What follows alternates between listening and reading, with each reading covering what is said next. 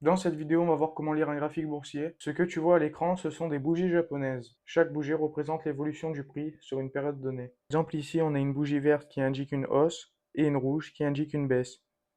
Une bougie est composée de 4 informations essentielles. L'ouverture, la clôture, le plus haut, le plus bas. Le corps de la bougie montre la variation principale du prix et les mèches montrent jusqu'où le prix est monté ou descendu pendant la période.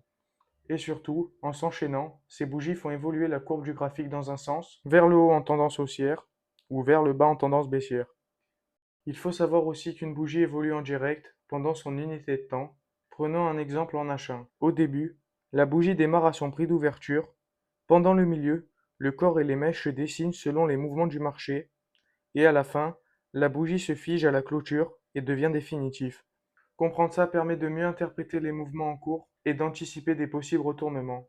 Maintenant, regardons ce que signifie une bougie en une heure. Si tu es en unité de temps H1, chaque bougie représente une heure d'évolution du prix.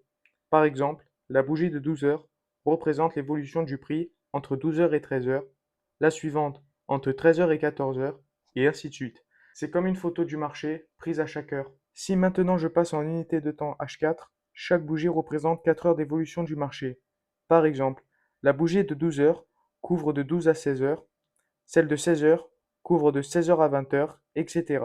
Plus tu montes en unité de temps, plus tu vois le marché avec du recul, ce qui est très utile pour le swing trading ou pour l'analyse de la tendance globale. Une chose importante à comprendre, la prochaine bougie commence là où la précédente s'est arrêtée, donc si une bougie clôture à un certain niveau, la suivante ouvre exactement à ce même prix. C'est ce qu'on appelle la continuité de marché. Ici à gauche, on voit une série de bougies vertes et rouges. Les bougies vertes est égale acheteur dominant, les rouges est égale vendeur dominant. À droite, on voit que l'ouverture d'une bougie est égale à la clôture de la précédente, sauf en cas de gap, mais ça on le verra dans une autre vidéo. Maintenant, parlons des volumes. Le volume représente le nombre de participants actifs pendant une bougie. À gauche, on a un fort volume acheteur. Beaucoup d'acheteurs est égal mouvement puissant à la hausse. À droite, on a un faible volume d'acheteurs. Peu de participants est égal mouvement fragile, souvent suivi d'un retournement.